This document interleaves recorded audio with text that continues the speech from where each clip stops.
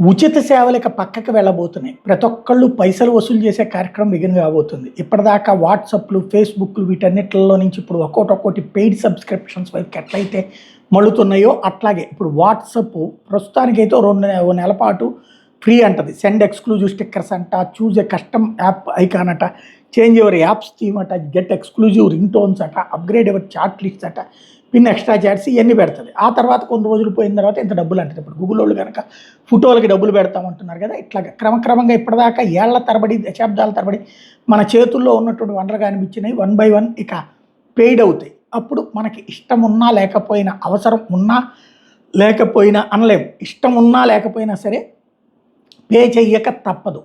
ఇప్పుడు ఫోన్ ఇదివరకటి రోజుల్లో మనకేంటి అవసరం? ఎమర్జెన్సీ. ఇప్పుడు ఫోన్ అనేది లేకపోతే రాత్రి పక్కన కూడా పడుకోలేకపోతున్నాం. అలాంటి స్టేజ్‌కి వచ్చేసాం. అంటే ఒక ఎడిక్ట్ అయిపోయాం. ఆ ఎడిక్ట్ నుంచి ఇప్పుడు పైసలు వసూలు చేయడం బిగిన్ అవుతది.